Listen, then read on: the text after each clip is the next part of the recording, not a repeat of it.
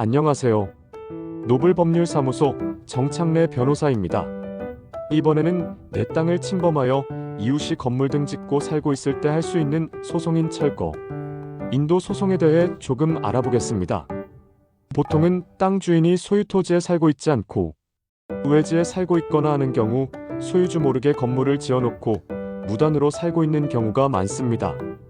이 경우는 철거 등 본안의 민사소송과 함께 소송 도중 협의가 되지 않으면, 실제 철거하지 않으면 강제 집행까지 해야 될 경우가 있습니다. 본안 소송인 민사소송은 무단 침범한 무단점 유자에 대해서 건물 철거 및 토지, 인도 그리고 철거하기까지의 임차료 상당의 부당이득, 반환청 구소송 이렇게 3가지의 청구 원인을 생각해 볼 수 있습니다. 물론 철거와 인도 정도까지만 필요하다면, 소송 비용을 생각해서 부당이득까지는 필요 없다면 이 부분은 빼고 주장해도 상관이 없고 원고의 자유입니다. 그런데 문제는 원고의 청구에 대하여 원고가 오랜 기간 소유 토지를 비워두고 떠나 있었을 가능성이 상당하므로 피고 측에서는 20년간 소유의 의사로 선의 무과실로 점유했다는 이유로 점유 취득 시효를 주장하는 경우가 있을 수 있습니다. 즉, 경계가 불명확해 침범 사실을 몰랐고 자기 땅 범위 내인 줄 알고 건물을 짓고 살았으니 점유 취득 시효가 성립한다? 이런 논리입니다. 이런 경위로 해서 토지 소유자가 소송을 제기 시 내 땅이 확실하니 이를 침범한 이웃의 건물을 임의로 소송 판결 나기도 전에 무너뜨리거나 파괴 시 오히려 원고 쪽에서 주거침입이라든지 손괴죄라든지 역으로 걸릴 수 있으니 이는 조심하시는 게 좋을 것입니다.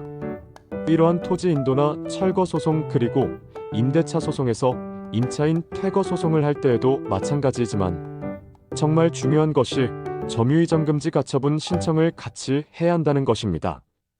실제 이 땅을 침범한 사람인 이웃을 상대로 그를 피고로 소송을 진행하다가 승소한 다음 피고가 이민이행을 안 해줘서 강제 집행을 하려고 하니 그 이웃이 다른 제3자에게 갑자기 점유를 이전하여 버려서 강제 집행 당시에 실제 살고 있는 사람은 판결문상 승소한 당사자가 아닌 경우가 생길 수 있고, 그럼 새로운 점유자를 상대로 이전과 똑같은 소송을 또 해야 할 수도 있기 때문에 반드시 점유이전 금지 가처분을 같이 걸어두어야 합니다.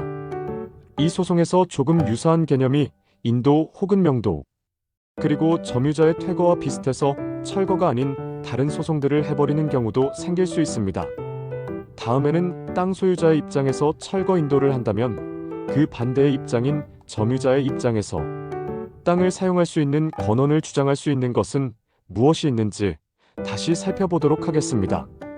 노블 정창래 변호사는 사법연수원 36기로 경력 17년 이상이며 부동산 전문 베테랑 변호사입니다.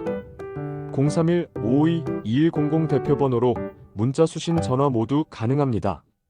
고정 댓글에 있는 카카오톡 비즈니스 채널로 1:1 비밀 채팅 상담도 가능합니다. 감사합니다.